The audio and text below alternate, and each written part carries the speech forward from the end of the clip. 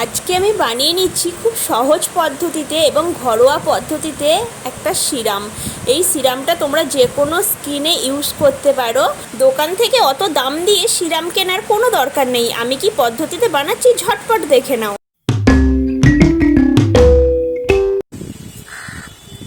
Hello everyone, তোমরা সবাই কেমন আছো? আশা করি তোমরা সবাই ভালো আছো। আমি খুব একটা ভালো নেই, কারণ হচ্ছে এতটা গরম পড়েছে বলে। গরমে তো ঘরে থাকতে একদমই ভালো লাগছে না। আর ছাদে এলাম, ছাদের মধ্যেও হাওয়া নেই, একটা উৎকট গরম। তো যাই হোক, এই গরমটাকে নিয়ে আমাদের এখন চলতে হবে কিছু মাস। আমাদের এই গরমে কিন্তু আমাদের স্কিনের অবস্থা খুবই খারাপ হয়ে যায়। আর আজকের ভিডিওটা আমার পুরোপুরি স্কিনের উপর দিয়ে, মানে স্কিনে আমি কি ইউজ করি সেইটার উপর দিয়ে কিন্তু আজকের ভিডিওটা। তো আজকে আমি বাড়িতে ঘরোয়া উপায়ে একটা সিরাম বানাবো। সেই সিরামটা কিন্তু পুরোপুরি ঘরোয়া উপায়ে, খুব ভালো। মানে আমাদের যখন পিম্পল হয়, সেই পিম্পল হওয়ার পর কিন্তু স্কিনে একটা দাগ ছোপ হয়ে যায়। পিম্পলটা ভালো হয়ে যায়, তারপর কিন্তু একটা স্কিনের মধ্যে কালো দাগ স্পট পড়ে যায়, অনেক ট্যান পড়ে যায় এই গরমে রোদ্রে যখন আমরা বেরোই। তারপরও কিন্তু বাড়িতে এসে দেখবে স্কিন পুরো কালো হয়ে যায়। তো সেই ট্যানগুলো কিন্তু শুধুমাত্র ফেস ওয়াশে ওঠে না। ভালো করে মুখটাকে ফেস ওয়াশ দেওয়ার পর যদি সিরামটা, মানে আমি যে সিরামটা বানাবো সেই সিরামটা যদি দুবার ইউজ করা যায়, তো তোমাদেরও স্কিনে কিন্তু কোনো কালো দাগ ছোপ থাকবে না, আর যে ট্যান পড়ে সেই ট্যানটাও থাকবে না। তো চলো আমি কি উপায়ে সিরামটা বানাবো তোমরা দেখো, খুবই ভালো লাগবে। আর তোমরা ইউজ করার পর রেজাল্ট পাবে, এটা আমি 100% গ্যারেন্টি দিয়ে বলতে পারি।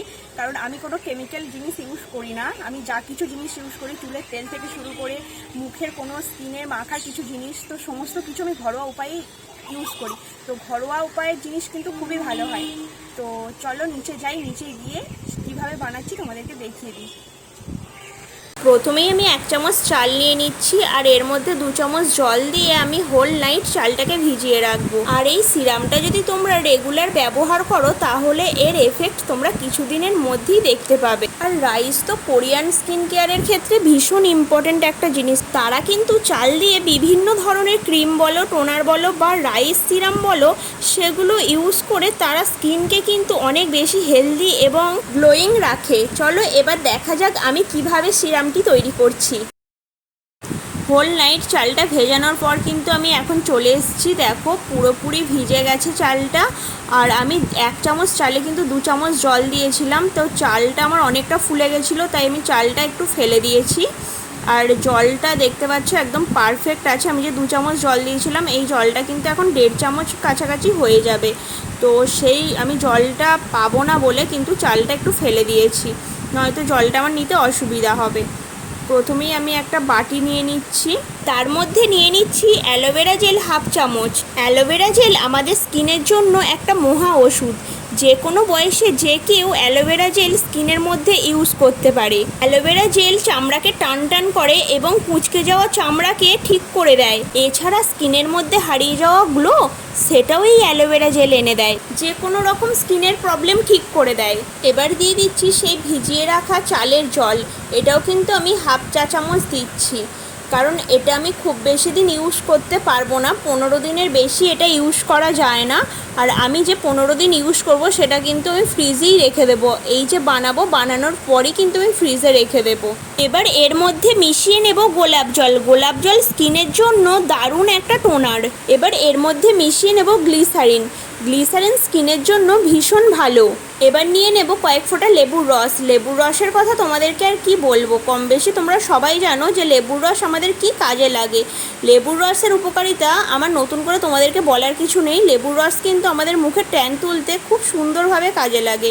তো যাই হোক, আমি এর মধ্যে কয়েক ফোঁটা লেবুর রসও দিয়ে দিলাম। এবার বাটির মধ্যেই কিন্তু এই কয়েকটা জিনিসকে খুব ভালো করে মিক্সড করে নিতে হবে। এই ক্ষেত্রে কিন্তু চামচ ছাড়া একেবারে এই সিরামটাতে হাত লাগানো যাবে না।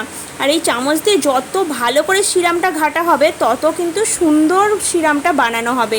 কত স্মুদি হয়ে গেছে দেখতে পাচ্ছ?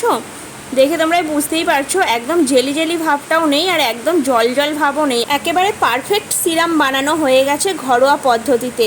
তো এটা আমি এখন কাঁচের শিশিতে রাখবো। আমার কাছে কিন্তু কোনো সিরামের শিশি নেই। আমি কারণ ঘরোয়া সিরামই ইউজ করি, তাই আমার কাছে কোনো কেনা সিরামের শিশি নেই। তো তো যাই হোক, আমি এর মধ্যে এখন ভরে নিচ্ছি, চামচ দিয়েই ভরে নিচ্ছি। আমার কাছে একটা ড্রপার আছে, সেই ড্রপারের সাহায্যেই কিন্তু আমি মুখে অ্যাপ্লাই করি।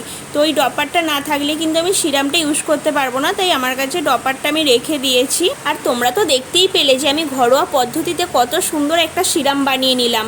এই রকমভাবেই কিন্তু আমি সিরাম বানাই, সেটা তোমাদের সঙ্গে আমি শেয়ার করলাম।